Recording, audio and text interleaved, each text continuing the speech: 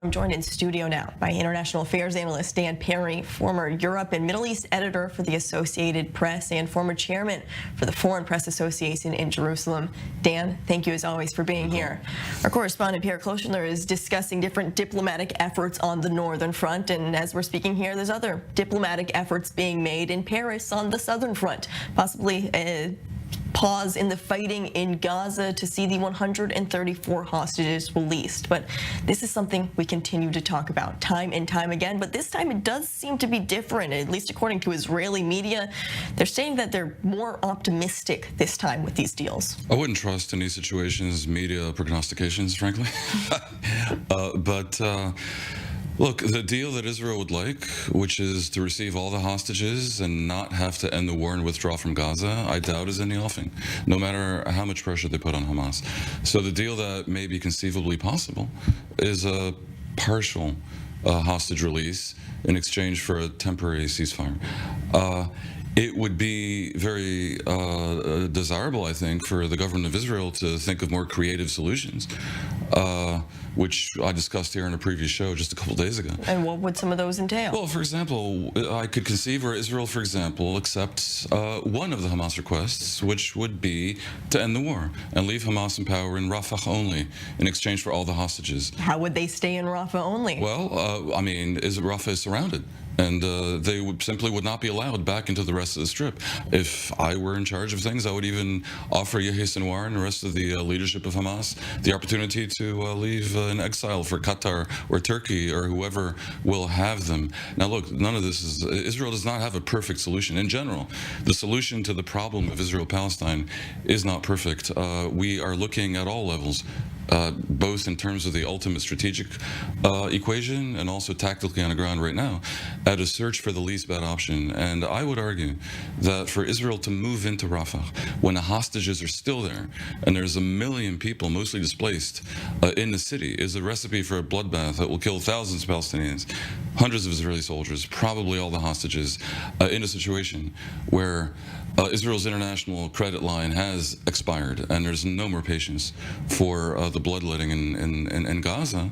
And there's a lot of skepticism, not unfounded, around the world that Israel's political leadership is trying to play for time in hopes that the people of Israel will forget about the catastrophic failures of October 7th. So that's not a good look for Israel. There may be better ways to go about this. So I could conceive of leaving Hamas in power in Rafah only.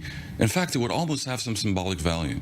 Let them control those few square miles and explain to the people there how it was so wise that they brought them to this nadir in the existence of the Palestinian people. I mean, I suspect they would be ripped limb from limb. But the point is... And we're seeing protests throughout the week of different Palestinian civilians in the Gaza Strip against Hamas. I also would... from this point henceforth, implement a zero-tolerance policy, which probably, with hindsight, should have always been the case vis-a-vis Hamas, where it isn't a matter of fooling them, taking the hostages and then attacking them anyway. I'm not talking about that. I am saying one more tunnel, one more rocket, one more shot, and there's a new war. And this time, it's without the tremendous problem of the hostages, because this is a post-hostage deal. So in short, I think it's probably time right now for the government of Israel to prioritize the hostages, because they're running out of time.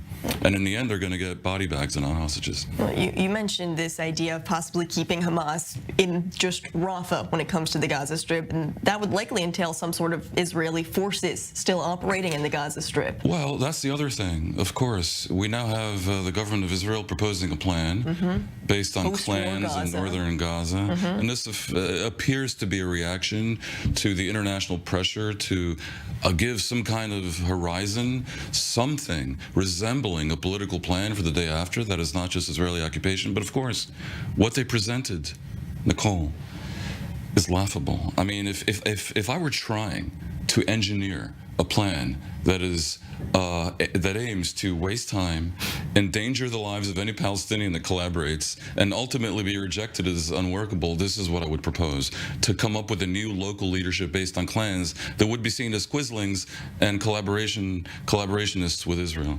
The only game in town and this is rather clear in the international landscape, the structure that is in place for the Palestinian state in waiting, whether the Israelis like it or not, however long that waiting may be, is the Palestinian Authority. And Israel has a chance here, a real chance, to try to impose changes on the PA. And I'd be the first to agree that there are changes that Israel must demand in the curriculum for students, in the pay for slay, payments to the families of terrorists, in the general corruption.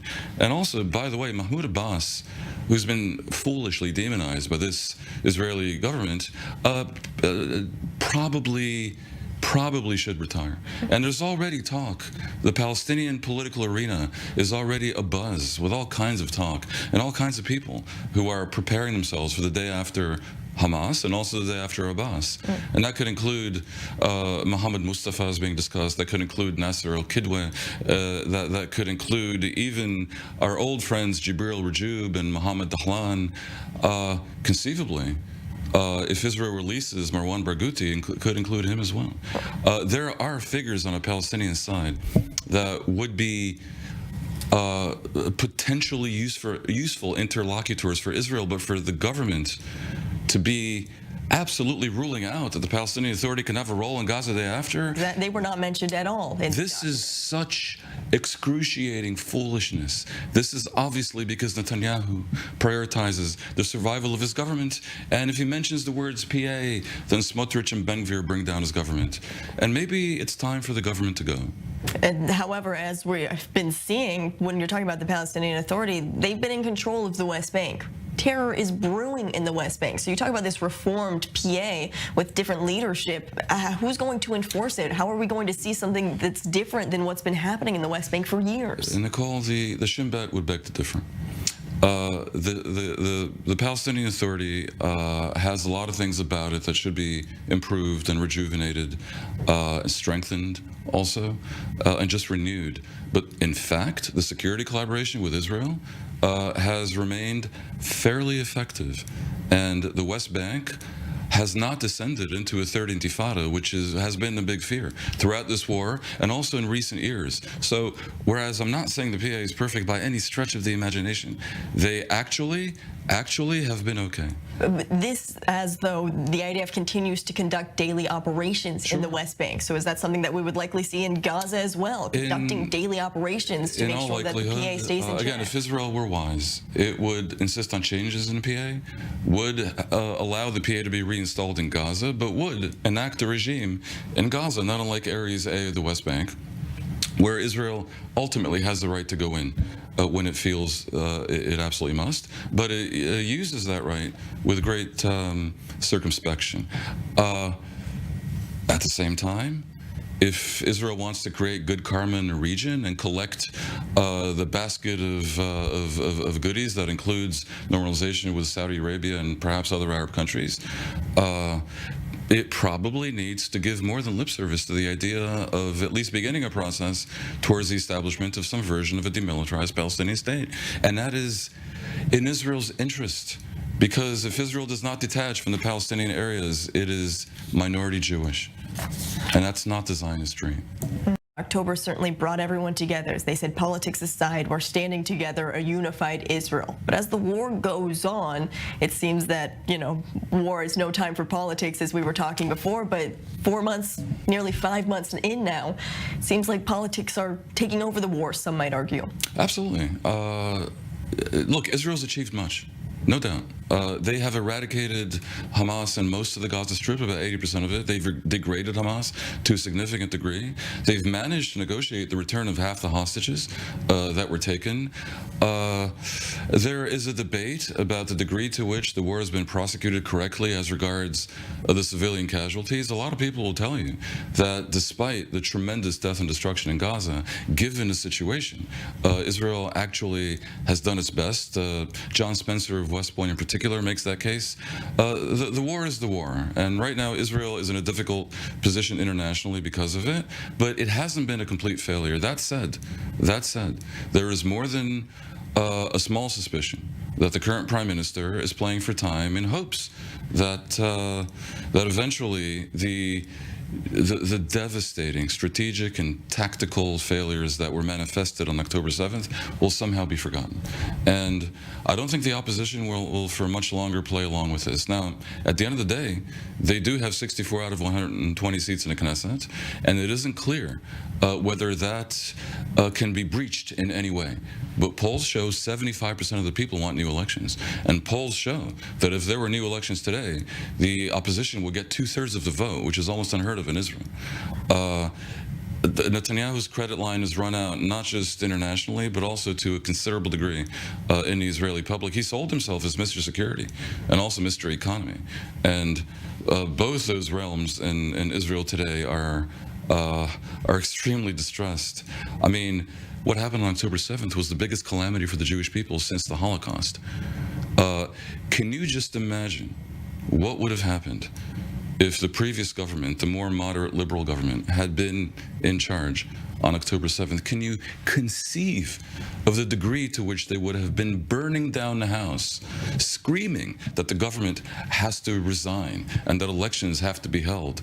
I think we all know that's what the right wing would be doing if they were not in power on October 7th. So today, to run away from responsibility and to play for time is genuinely a little bit pitiful. And as it does continue, we're not only seeing these rumblings from the opposition, but even inside the government itself, some different clashes when it comes to these wartime decisions. Well, yeah, but it's not from within the coalition, because the government includes moderate elements, Gantz and Eisenkot, that joined, but are not part of the coalition of 64.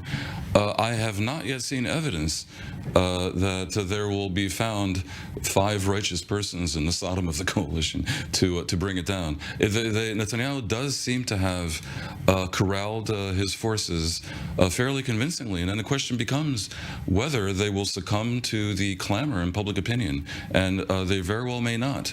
But that would therefore bring about a level of street protest in Israel that I don't think has been seen yet in the history of the country. And we've seen quite a bit of protests in the history of this country. It'll get more colorful still. Dan Perry, all of these updates on day 140 of the war. I appreciate your analysis, as always, as there truly is quite a bit to unpack, not only with the day currently in Israel, but as we also discussed, the day after in Gaza.